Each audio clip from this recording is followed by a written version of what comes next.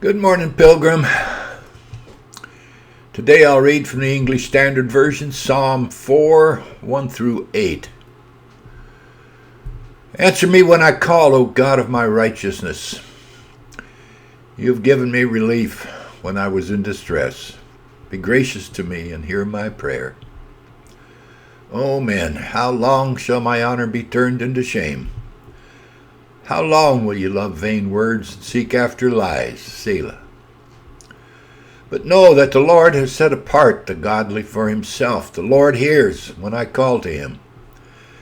Be angry and do not sin. Ponder in your hearts on your beds and be silent. Selah. Offer right sacrifices. Put your trust in the Lord. There are many who say, who will show us some good? Lift up the light of your face upon us, O Lord. You have put more joy in my heart than they have when their grain and wine abound. In peace I will both lie down and sleep. For you alone, O Lord, make me dwell in safety. The Lord alone, nobody else makes me safe. Charles Spurgeon, 18 December 1884, gave this sermon, entitled A Sweet Silver Bell Ringing in Each Believer's Heart. Prayer. My God will hear me. Micah 7:7. In Scripture, we do often find the expression, my God will answer me. We do read that he answers prayer, but more frequently God is said to be the God that hears prayer. It's better for us to have a promise that God will hear us than a promise that God will always answer us, especially in a way we desire. In fact, if it were a matter of absolute fact that God would always answer the prayers of his people as they present them, it would be an awful, awful truth. I should shrink from ever praying again if I were absolutely sure that the Lord would answer my prayer, whatever it might be.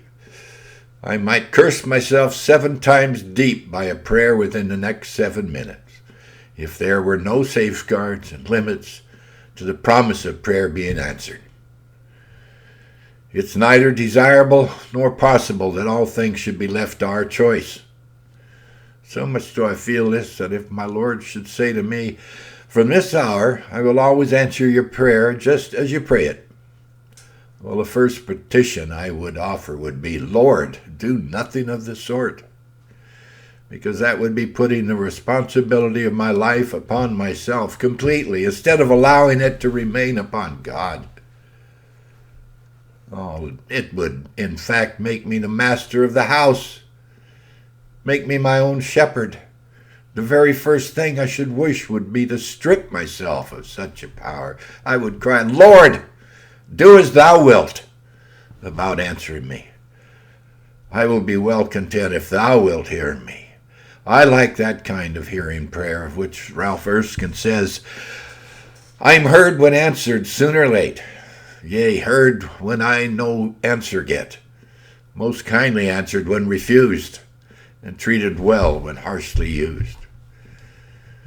It's enough for a praying heart that it has a hearing God. A God that gives us what we need, not what we always want. Our wants can lead us so astray. A hymn by Henry Bateman, 1862. Let us pray. Let us pray, the Lord is willing, every waiting prayer to hear, ready his kind words fulfilling, loving hearts to help and cheer. Let us pray our God with blessing, satisfies the praying soul, bends to hear the heart's confessing, molding it to his control.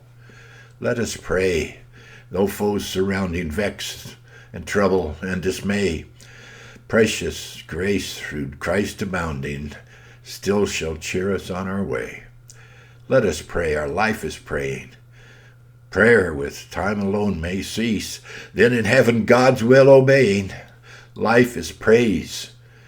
Life is praise and perfect peace. Henry Bateman, 1862.